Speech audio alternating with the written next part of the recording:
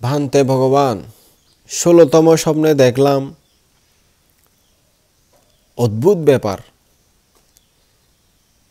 সাধারণত আমরা জানি যে বাঘ, ছাগল, হরিণকে দৌড়ে দৌড়ে ধরে খেয়ে ফেলে, কিন্তু 16তম স্বপ্নে আমি দেখলাম ছাগল বাঘকে দৌড়ে দৌড়ে ধরে মুড়মুড় করে খেয়ে ফেললো। দূরে ছাগলকে দেখে বাঘগুলি ভয়ে পালিয়ে যাচ্ছে এবং ঝোপঝাড়ে আশ্রয় নিচ্ছে, লুকিয়ে থাকতেছে। কি অদ্ভুত স্বপ্ন! এর মর্মার্থ কি, এর ফলই বা কি হবে? আমার তো দেখে ভয় পেয়ে গেছি, অনেক ভয় পেয়ে গেছি। এরকম কেন অদ্ভুত স্বপ্ন, উল্টা কেন দেখলাম? হ্যাঁ, উপাসক এরকম স্বপ্ন যখন উল্টা উল্টা দেখে মানুষ অনেক সময় ভয় পেয়ে যায়। তো রাজা এরকম ভয় পেয়ে গিয়েছিল। তো বুদ্ধ বলেন, মহারাজ, এর ফলও এখন ফলবে না, সুদূর ভবিষ্যতে ফলবে। ভবিষ্যতে অধার্মিক রাজাগণ হীনজনকে গৌরব ও প্রভুত্বের অধিকার দান করবে। সম্ভ্রান্তজন হবেন তাদের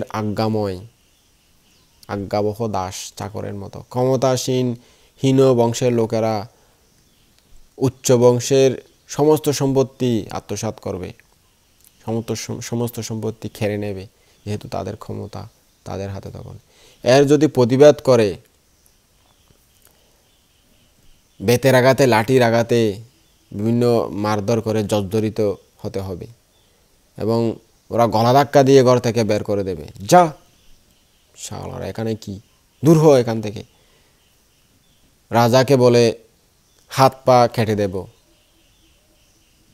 শাস্তি দেব, দণ্ড দেব, তোদের অবস্থা খারাপ করে দেব, এই ভয় দেখাবে। তো অগত্যা উচ্চ বংশের লোকেরা ডরে ভয়ে এরূপ বলতে বাধ্য হবেন, হ্যাঁ প্রভু, প্রভু প্রভু, এসব আপনাদেরই, আমাদের নয়। তখন সৎ বংশজ ব্যক্তিগণ প্রাণের ভয়ে ঘরের মধ্যে লুকিয়ে রইবে, আত্মগোপন করে থাকবেন। ছাগলের ভয়ে যেমন বাঘের পলায়ন, ভিক্ষুশ্রমণদের অবস্থাও ঠিক এরূপই হবে। অধার্মিকের উৎপীড়নে অত্যাচারে অতিষ্ঠ হয়ে উঠবে সাধু সজ্জন শীলবান ভিক্ষুশ্রমণগণ। তাই তারা ভয়ে পালিয়ে যাবে, নির্জন জঙ্গলে অরণ্যের আশ্রয় নেবেন। তো শ্রদ্ধাবান উপাসক উপাসিকা, দেখুন এখন কিন্তু এই সময় এরকম হয়ে যাচ্ছে। যারা ক্ষমতাশালী, তারা চোর, ডাকাত, সন্ত্রাস, ঘুষখোর যাই হোক না কেন, তারা বড় লোকদের, খ্যাতিমান লোকদের ধরে কিডন্যাপ করতেছে, টাকা পয়সা কেড়ে নিয়ে যাচ্ছে, জায়গা সম্পত্তি কেড়ে নিয়ে যাচ্ছে। যদি বলে, কিছু বলে যে এরকম কেন করতেছেন, এগুলো তো আমার শালা, বেশি কথা বলস, তোকে পুলিশের শায়েস্তা করে নেব। তো ঘুষ দিলে, একটা ফোন দিলে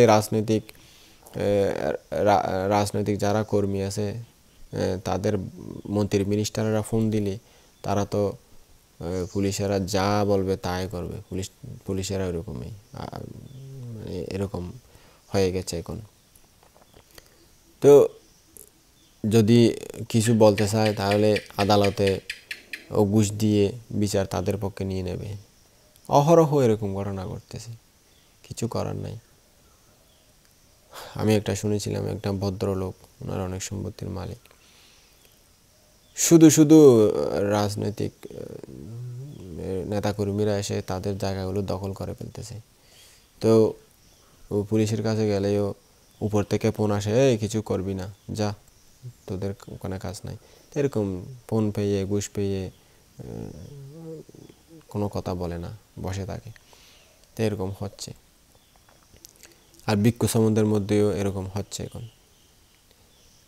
যারা অধার্মিক, দুঃশীল, তাদের অত্যাচারে, যারা শীলবান, একটু জ্ঞানী, শান্তশিষ্ট, তাদের মানে অবস্থা খুব খারাপ হয়ে যাচ্ছে। ওখানে গেলেও টিকতে পারে না, ওখানে গেলে টিকতে পারে না। শেষ পর্যন্ত তাদের নির্জন, নীরবে, জঙ্গল, নীরব স্থানে, অরণ্যে আশ্রয় নিয়ে একদম নীরবে বসে থাকতে হচ্ছে। আমাদের এই অবস্থা আর কি আর করবো জীবনে, কর্ম খারাপ, এই সময়ে জন্ম নিলাম। তো বুদ্ধ বলেন, মহারাজ এই স্বপ্নের মর্মার্থ এরূপেই জানবেন, এ থেকে আপনার ভয় বা আশঙ্কার কোনো কারণ নেই, এগুলো সুদূর ভবিষ্যতে ফলবে।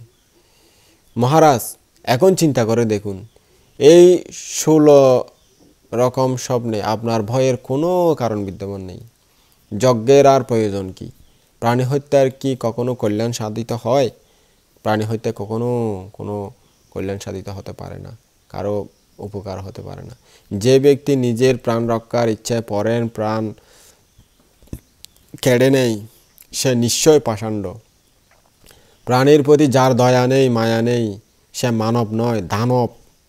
এই হত্যাযজ্ঞের প্ররোচনা দিয়েছে যারা, তারা আপনার কল্যাণকামী নয়, তারা আপনার অকল্যাণকামী।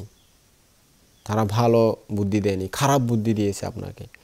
আপনার ভালো চায় না, তারা খারাপ চায়, তাদের স্বার্থ উদ্ধার করতে চায়।